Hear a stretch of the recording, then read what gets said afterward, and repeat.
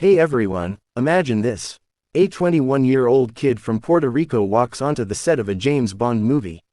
He's nervous, he barely speaks English perfectly, and he's about to play one of the most dangerous villains in Bond history.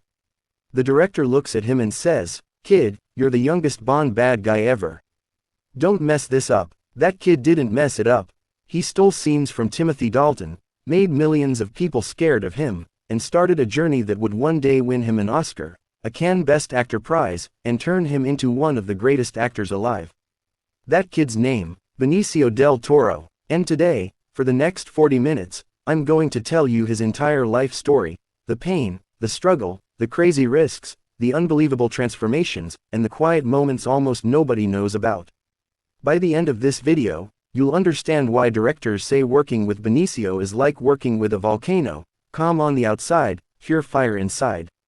So hit that like button right now if you love great acting, and let's begin from the very first day he opened his eyes. February 19, 1967. A baby boy is born in Santurce, San Juan, Puerto Rico.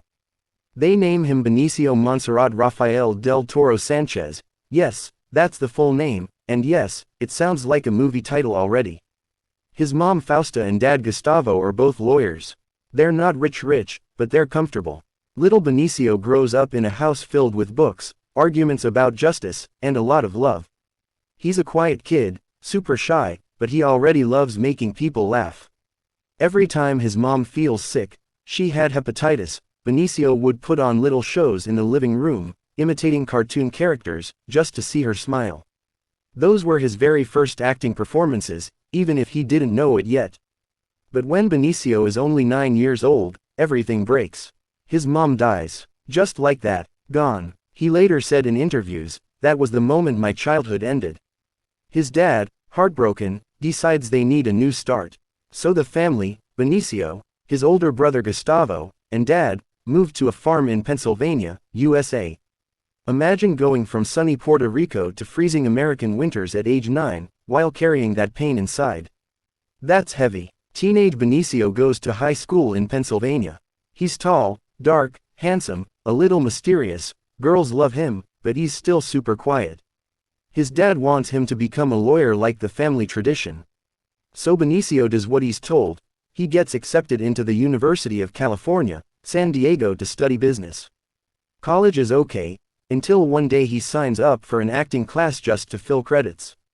The teacher puts him on stage, gives him a scene, and something explodes inside him. For the first time since his mom died, he feels alive. He calls his dad and says, "Dad, I'm dropping business. I want to be an actor." His dad loses it. "Are you crazy? Acting? That's not a job." But Benicio doesn't listen. He drops out, packs one bag, and moves to New York with almost no money. New York City, early 1990s.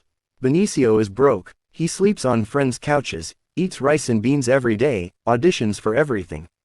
He studies at the famous Stella Adler acting school, the same place that taught Marlon Brando and Robert De Niro. He learns the method. Become the character, live the character, feel everything the character feels. And Benicio takes it seriously, maybe too seriously. His first tiny roles, a drug dealer here, a thug there.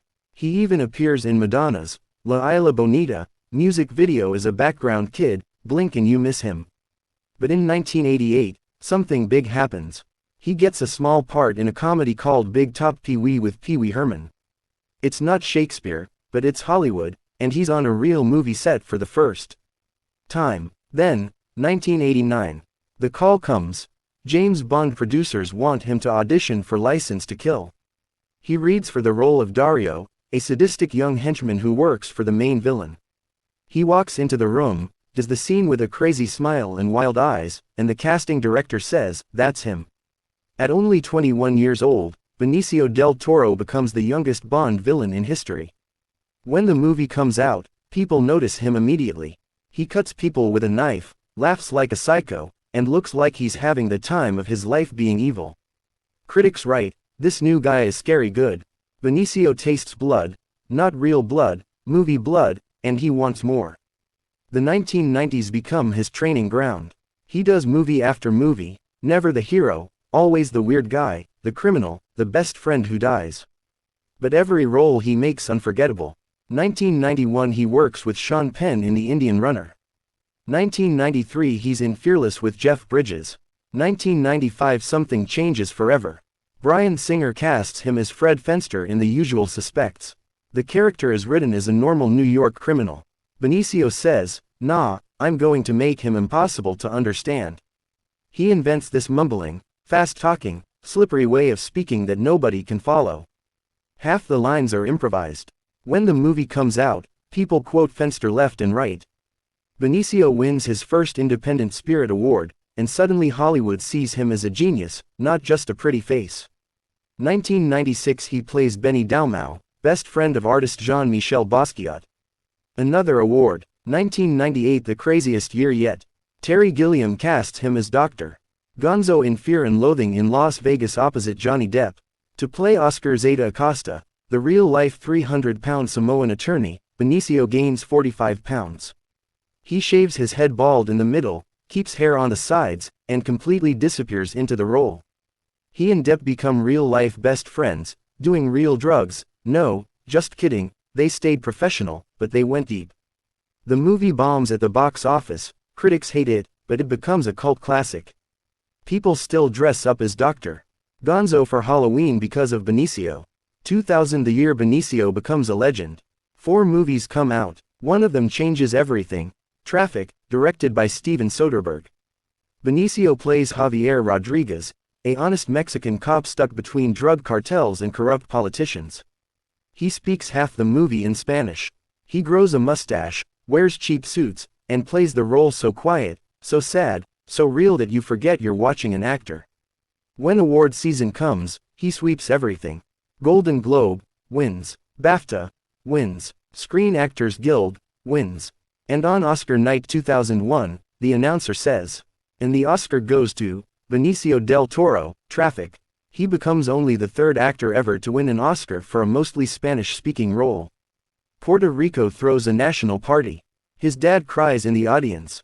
But Benicio doesn't stop. 2003 he works with Sean Penn again in 21 Grams.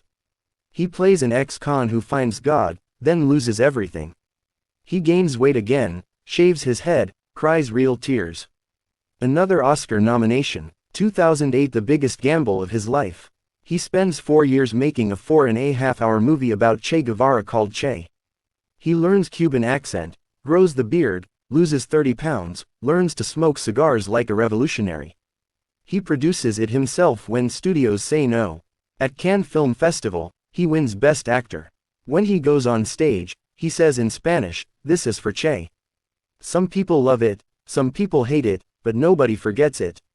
After Che, Benicio could have become a huge movie star, $20 million per film kind of guy.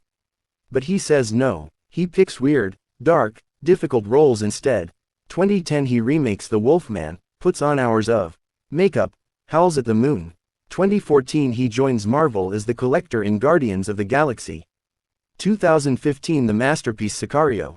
He plays Alejandro, a silent, broken man who used to be a lawyer until the cartel killed his family. When he whispers, "Time to meet the devil," people in theaters get goosebumps. Critics say it's one of the scariest performances of the decade, and he barely speaks. 2017 he sneaks into Star Wars. The Last Jedi as DJ, the hacker who says, "Don't join." 2018 he returns for Sicario, Day of the Soldado, and becomes even darker.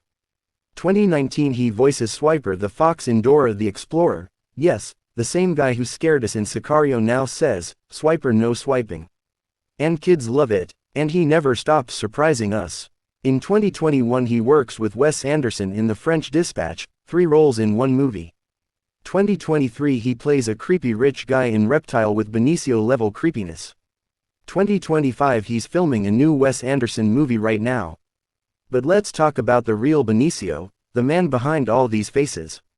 He has never married. In 2011 he has a daughter named Delilah with Kimberly Stewart, yes, Rod Stewart's daughter. They were never a couple, just friends who decided to have a baby together. He says, "Delilah is the best thing that ever happened to me." He keeps her completely away from cameras. When he's not working, he's in Los Angeles or Puerto Rico, riding his motorcycle, collecting art, or helping rebuild houses after Hurricane Maria hit his island in 2017. People who work with him say the same things. He's quiet on set, he sits in the corner reading. Then, action is called and he becomes someone else completely. When cut is called, he goes back to being quiet Benicio. Johnny Depp said, "He's the best actor I've ever worked with." Steven Soderbergh said, "Give Benicio a role and he'll give you something you never imagined." Denis Villeneuve said, "When Benicio whispers, the whole theater leans forward."